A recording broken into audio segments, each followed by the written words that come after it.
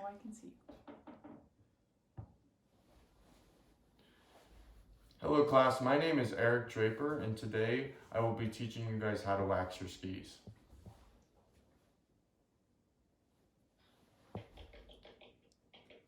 The purpose of this speech is to hopefully inform you guys, persuade you guys to want to wax your skis, and overall educate you guys about how to wax your skis. I am hoping to teach you guys the importance of waxing your skis to achieve the highest performance out of your skis. While waxing your skis all the time isn't necessary, waxing skis consistently helps achieve the highest performance out of your skis while maintaining its integrity. Have you guys ever experienced yourself paying astronomical prices, upwards of $40 at ski shops or ski resorts to get your skis waxed?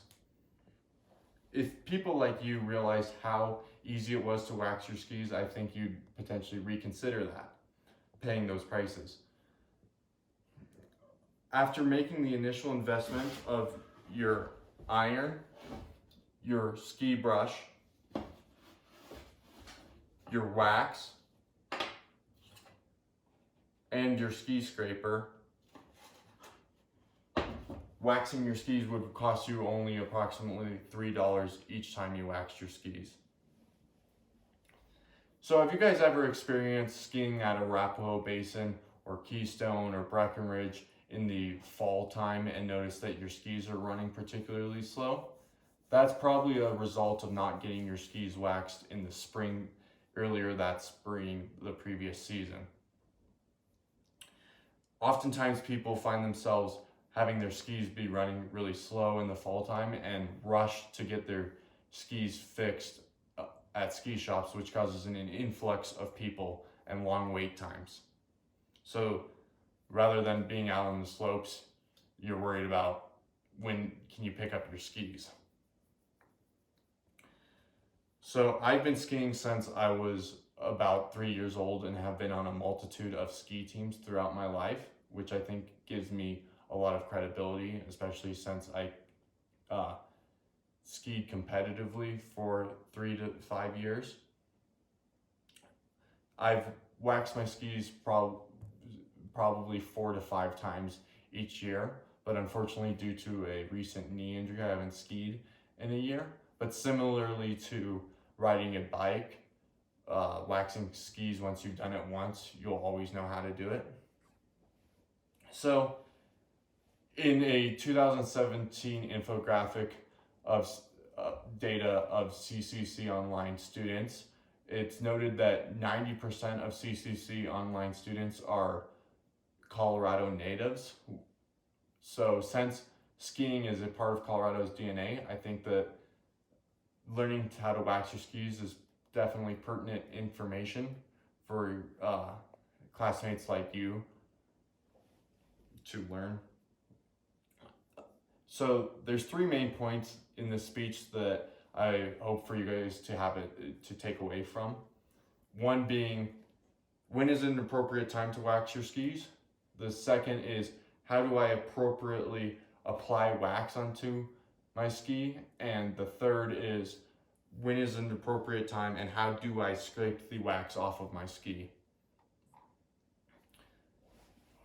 Hence, this speech will hopefully give you guys all the information you'll need in order to properly wax your skis for the first time. So, this brings me to my first point. When is an appropriate time to wax your skis? So I have an old ski here that hasn't been waxed in about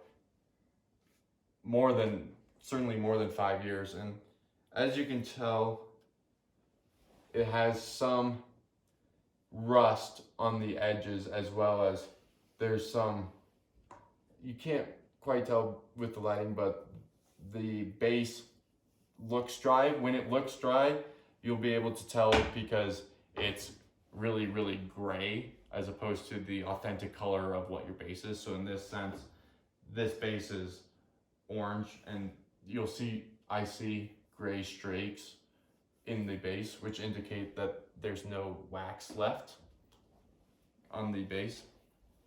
of your ski.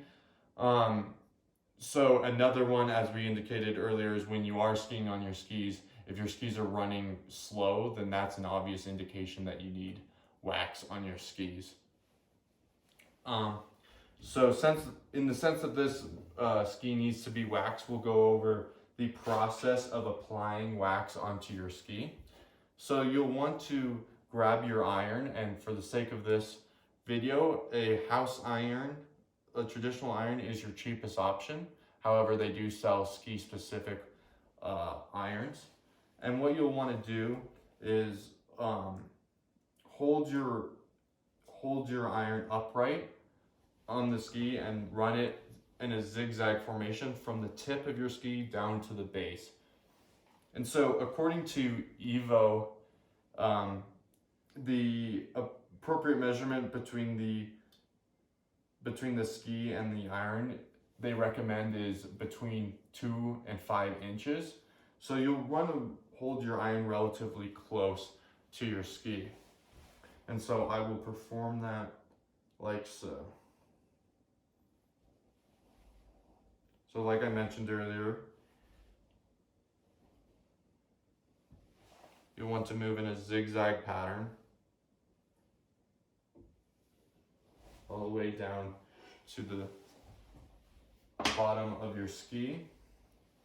And so once you've given it a little bit of time, for the wax to stick onto the base of your ski, you'll want to rub the iron across your ski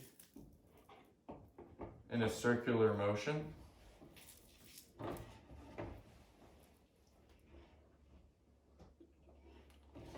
As so. And what you want to do with this is you want to continue that process all the way until you'll notice that there's a thin layer of wax and no more circles of wax on your ski.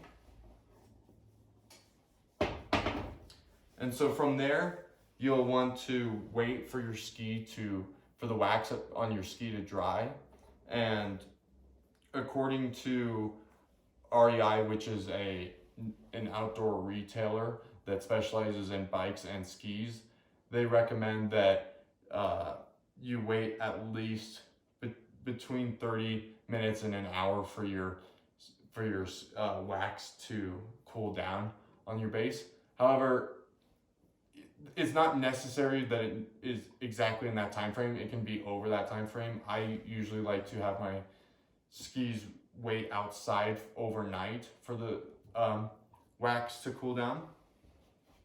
And so once your wax is cooled down, similarly to how you applied the wax to your ski, you'll want to scrape from the tip of your ski down to the bottom of your ski, like so, and you'll see that there's excess wax that's being scraped off.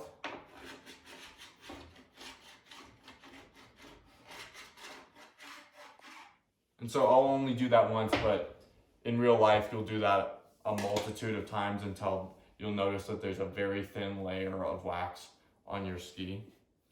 And so after that is done, you'll use your ski brush, which the purpose of a ski brush is to distribute the wax into the pores of your base to ensure that you get the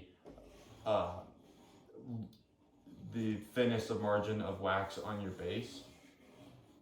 And so to review the 3 main points, when you know when you need to wax your ski is when the edges are looking rusty, the base looks dry, and or your skis are just running slow when you recently skied.